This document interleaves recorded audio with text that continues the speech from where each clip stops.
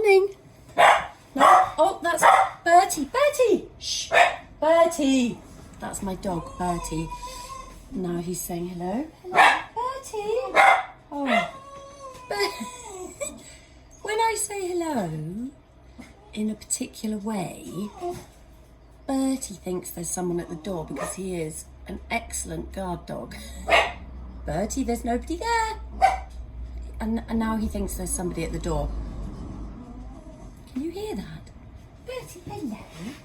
Come here. Hello. It's all right. Anyway, yeah, he's a good boy, aren't you? Yes. Yeah, sorry about that. I'm going to show you today how to make something like this. So if you think back to video number 1 where we did pinch pots or thumb pots, okay?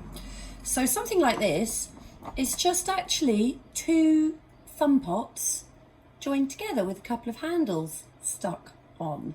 So we've got one big thumb pot and one little thumb pot, and we've just kind of jammed them together, okay? And we know how to join 2 bits of clay together, don't we?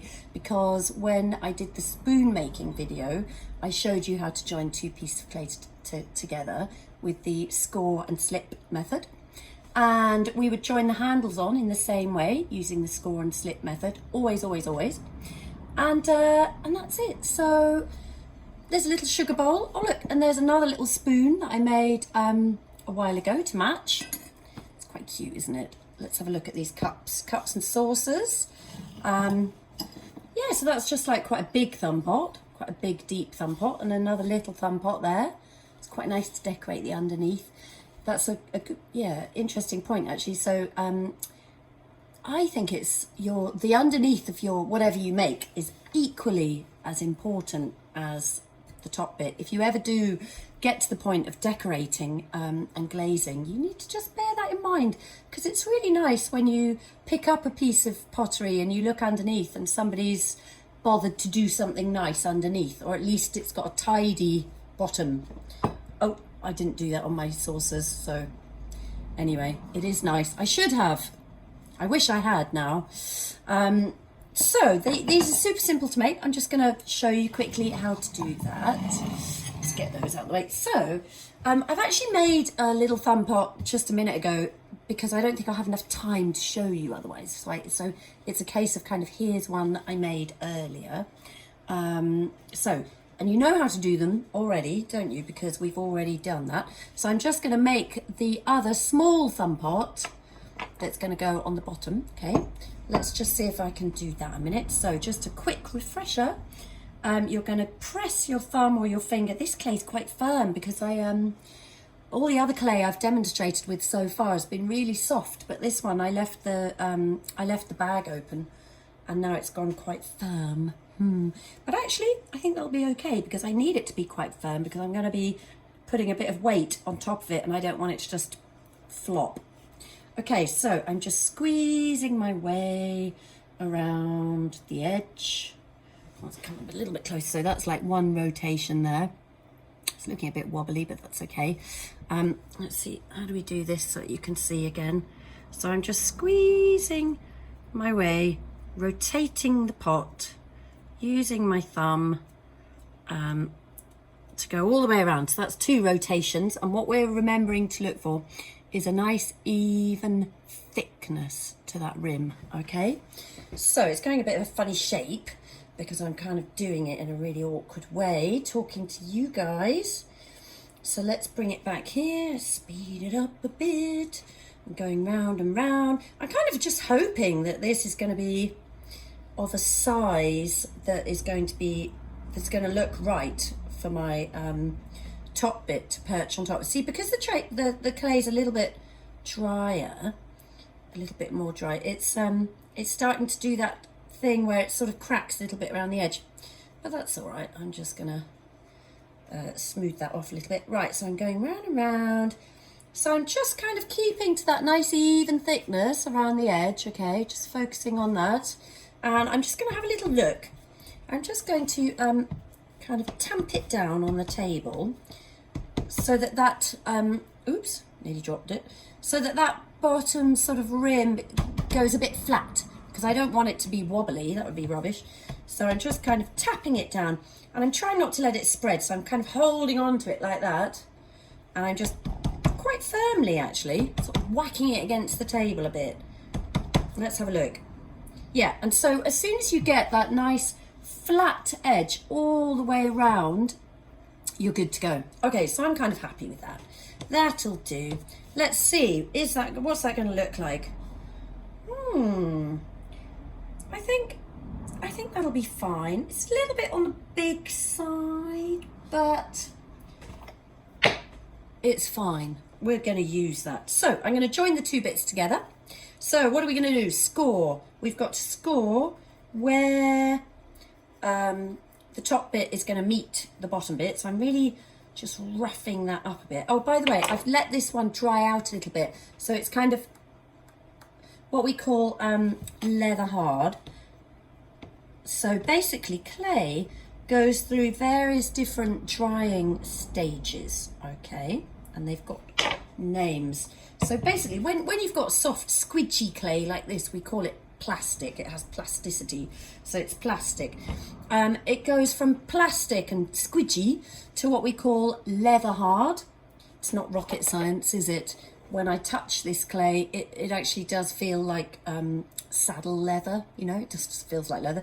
So it goes from plastic to leather hard to bone dry, where it changes colour and all that sort of water has evaporated out of the clay.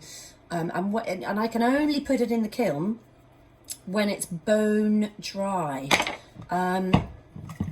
So I bet you can guess the reason for that. So remember, when you're joining your two bits together, little bit of slip, blob it on. So we can, let's just join this together, squidge that together. I'm going to give it like a little bit of a wiggle, you know, so wiggle it on there, wiggle, wiggle, wiggle, give it a little twist. Let's see.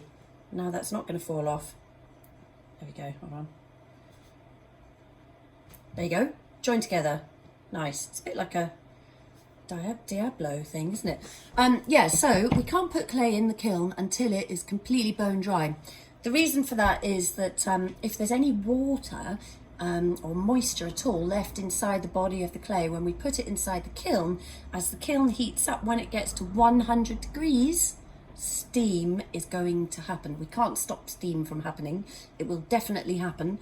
And if you've got, for instance, like a thicker piece of clay that's not quite dry in the middle, the steam will happen and that can burst it apart, and that's where things explode. There's only two reasons why things explode in the kiln. It's if they're still a little bit damp, or if you've trapped an air bubble inside a thick piece of clay.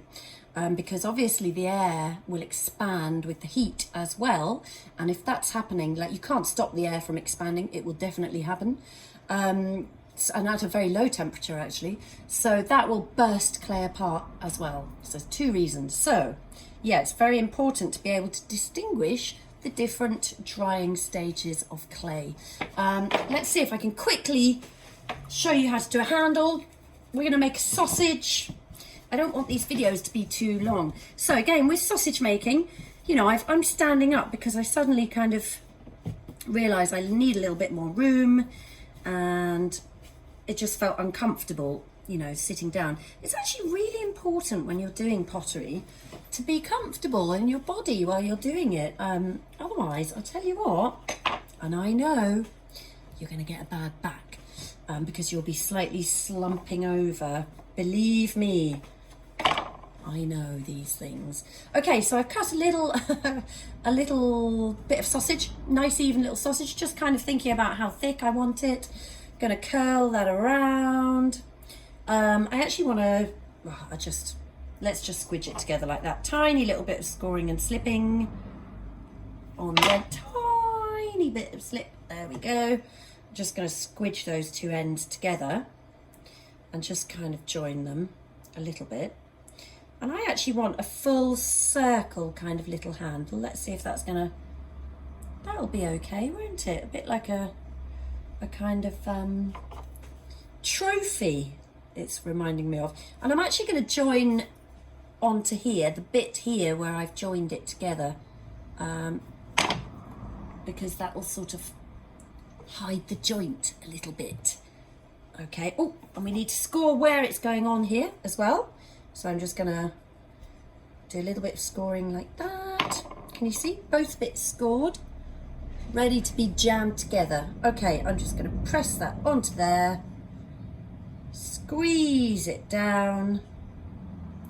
Might need to do a little bit of smoothing off there. But essentially, that's kind of it. And you can sort of squidge it into the position that you want. And if it looks like it's going to just kind of flop, you know, you can actually just give it a little prop of clay. You can just let it dry like that. You know, that's fine. So it could be like a little cup actually. I'm not sure if I'm happy with that. I want it to be more round. I want them to be really quirky. You know, I'm trying to, yeah, so just get that shape right. I really wanted the roundness of that to be a thing. Okay, so there we go. Joining two thumb pots together. Give it a go. I'm not going to do the other handle. Run out of time. These videos are so quick. I'm hoping, well, the courier service have told me that my clay is going to be delivered today. Yeah! That'll be good. Don't know what time. Hope it's arriving today. I'll let you know. If you want to buy clay, we're going to figure out just like a really simple collect from the driveway, put the money in the box kind of thing. Please follow me on social media, post pictures of what you're doing, keep in touch and let me know if you want some clay. Bye for now. Bye.